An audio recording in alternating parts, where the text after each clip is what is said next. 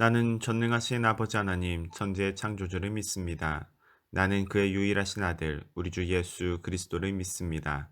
그는 성령으로 잉태되어 동정녀 마리에게서 나시고 본디오 빌라도에게 고난을 받아 십자가에 못 박혀 죽으시고 장사된 지 사흘 만에 죽은 자 가운데서 다시 살아나셨으며 하늘에 오르시어 전능하신 아버지 하나님 우편 앉아 계시다가 거기로부터 살아있는 자와 죽은 자를 심판하러 오십니다. 나는 성령을 믿으며 거룩한 공교회와 성도의 교제와 죄를 용서받는 것과 몸의 부활과 영생을 믿습니다. 아멘. 샬롬 박금민 목사입니다. 오늘은 창세기 12장 10절부터 20절까지의 말씀을 살펴보도록 하겠습니다. 아브라함이 가나안 땅에 들어가자마자 아브라함에게는 아주 무자비한 시련이 시작되었습니다. 오늘 본문의 배경이 되는 지역은 네게브라고 하는 지역입니다. 지금 아브라함은 남방 지역인 네게브에 있습니다. 참고로 이곳은 강우량이 매우 적은 아주 건조하고 척박한 땅입니다. 쉽게 말해서 농사 목축에는 적절하지 않은 땅이지요. 아브라함은 목축을 하는 사람이었습니다. 그러니까 아마도 아브라함은 이 네게브 지역 중에서도 좀 물이 어느 정도 확보가 되어 있는 네게브 북부 지역 쪽에 자리를 잡고 있었을 겁니다. 이집트와 가까운 쪽이죠. 그런데 그 땅에도 기근이 찾아왔습니다. 그래서 결국 아브라함은 그 네게브 땅을 버리고 이집트로 거처를 옮기게 됩니다. 이집트로 가는 것은 아주 합리적인 선택이었습니다. 척박한 땅에서 기근을 만났을 때 풍요로운 땅으로 거처를 옮기는 것은 당연하고도 쉬운 선택입니다. 이럴 때가 있습니다. 삶이 어려움을 만날 때가 있습니다. 그러면 우리 눈에는 항상 하나님보다 먼저 쉽고 확실한 해결책이 눈에 들어올 것입니다. 합리적으로 보이는 해결책이 눈에 들어옵니다. 그래서 많은 사람들이 그 해결책을 하나님의 도우심이라면서 정당화하는 것을 우리가 쉽게 볼 수 있습니다. 하지만 이내 밝혀지게 될 겁니다. 아브라함의 결정은 하나님의 약속을 믿지 못한 결과였습니다.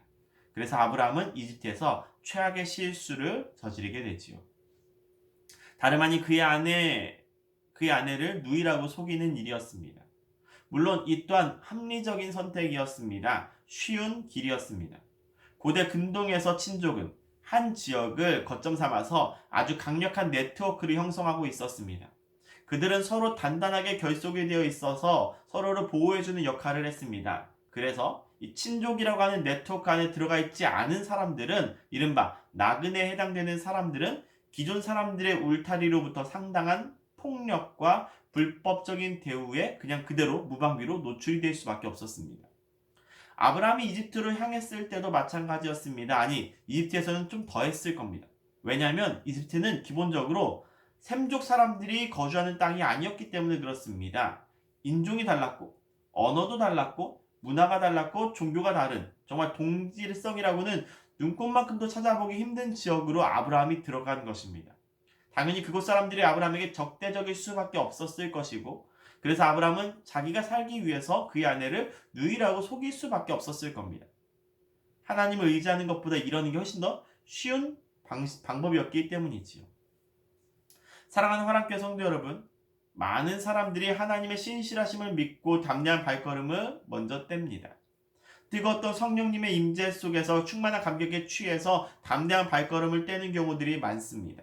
하지만 그 뜨거운 열정보다 더 중요한 것은 그 열정이 아주 차갑게 식었을 때, 그때에도 우리가 여전히 하나님의 신실하심을 믿을 수 있느냐라는 겁니다. 그 믿음을 계속해서 유지할 수 있느냐라는 것입니다. 아브라함은 담대하게 75세 나이에 가나안으로 향했습니다. 하지만 막상 그 땅에 도착해 보니까 그 땅은 아주 척박하게 짝이 없는 땅이었습니다. 그 땅에는 이미 그 땅을 점유하고 있는 민족들이 있었습니다. 정말이지 이게 뭐야 싶은 그런 마음이 들었을 겁니다. 하지만 그래서 이 땅이 약속의 땅이 될 수 있는 겁니다. 이토록 척박한 땅이기 때문에 이 땅은 하나님의 손길이 없으면 절대로 풍요로워질 수 없는 것이죠. 이미 이 땅에 사람들이 살고 있었기 때문에 하나님이 아니면 이 땅을 차지할 수 없다라는 겁니다. 그러니 내 예상이 비록 빗나가더라도 상황이 생각처럼 잘 풀리지 않더라도 한번 믿기로 했다면 끝까지 믿을 수 있는 그 우직함을, 그 담대함을 소유할 수 있기를 바랍니다. 물론 혼란스러우실 겁니다. 그리고 많은 사람들이 실제로 그 혼란스러움 속에서 하나님에 대한 신뢰를 잃어버리곤 합니다. 오늘 아브라함처럼 최악의 실수를 저지르는 것이죠. 애굽으로 내려가고 거기서 아내를 누이라고 속이는 일들을 저지르게 되는 것입니다. 그러니까 가장 좋은 방법은 우직하게 그냥 그 자리를 지키는 것임을 기억하셔야 됩니다. 그러나 지키는 자에게 주님의 은혜가 있을 것을 우리가 믿습니다. 요즘 제가 이런 생각을 합니다. 매일 이렇게 새벽 예배 설교를 올리고는 있지만 사실 이 설교를 아무도 안 보는 것을 저 또한 잘 알고 있습니다. 몇 분 시청하지 않는다는 것도 잘 알고 있습니다. 조회수가 0일 때가 있습니다. 0일 때를 제가 확인하기 때문이죠. 매일 새벽 5시에 유튜브에 이렇게 올라오면, 이 영상이 올라오면 이걸 제가 밴드에다가 공유를 합니다. 그렇지만 새벽 5시에 올려도 아무도 이것을 보지 않습니다. 그걸 제가 보고 있으니까 참 한심합니다. 어쨌든 이 설교를 제가 준비하느라고 본문을 묵상하고 또 설교문을 이렇게 작성을 하고 촬영도 하고 편집을 하고 오늘 이 촬영도 지금 촬영하고 있었는데 중간에 재난 문자가 오는 바람에 꺼져가지고 지금 세 번째 찍고 있는 중입니다. 이렇게 편집을 하고 그걸 다 해서 매일매일 빠짐없이 끊임없이 올리고 있는데 이 모든 일들이 그냥 쓸데없는 일처럼 느껴지기 때문에 그렇습니다. 새벽에 기도하시는 분들이 계실까봐 매일 아침 새벽에 가서 교회 문을 개방했다가 부대에 제가 출근하기 전에 또 교회 문을 닫고 잠그고 옵니다. 하지만 아무도 개인 기도를 하러 교회에 오시지는 않습니다.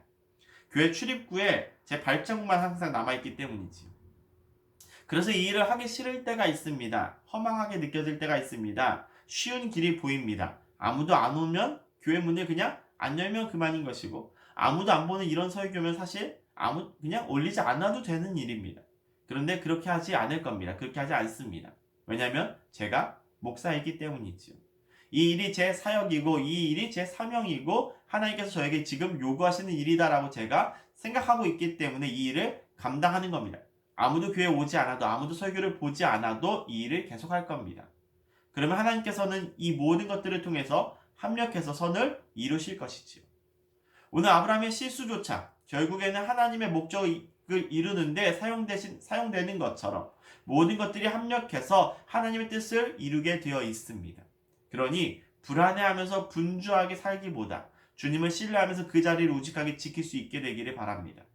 주께서 우리들에게 요구하시는 사명을 우리들에게 요구하시는 사역을 감당할 수 있기를 원합니다. 그리하여서 주님의 계획 안에서 우리들에게 맡겨진 일들을 감당하며 주님의 나라를 완성할 수 있는 저와 여러분 믿음의 사람들 주께서 사랑하시는 종들이 되시기를 주님의 이름으로 간절히 축원합니다. 함께 기도하겠습니다. 위태로움 속에서 우리를 건지시고 우리들의 연약함 속에서 허망한 실수 속에서 주님의 뜻을 결국 이루어가시는 주님의 그 능력을 주님의 신실하심을 주님의 도우심과 주님의 인도하심을 우리가 찬양합니다. 주님, 우리가 주님을 신뢰합니다. 하지만 입술에서만 머무는 신뢰가 아니라 삶의 담대함으로 그 자리를 우직하게 지켜낼 수 있는 무거운 발걸음으로 그 삶을 증거하게 하여 주옵소서. 솜털과 같은 가벼움으로 주님의 뜻을 쉽게 저버리는 사람들이 아니라 우리들이 향한 위협 속에서도 담대한 마음으로 성숙한 걸음을 걸어갈 수 있는 사람들이 되게 하여 주옵소서. 오늘도 하루를 시작합니다. 성도의 삶 가운데 주께서 인도하시는 그 은혜가 더욱더 깊이 드러나게 되기를 소망하오며 우리 주 예수 그리스도의 이름으로 간절히 기도하옵나이다. 아멘.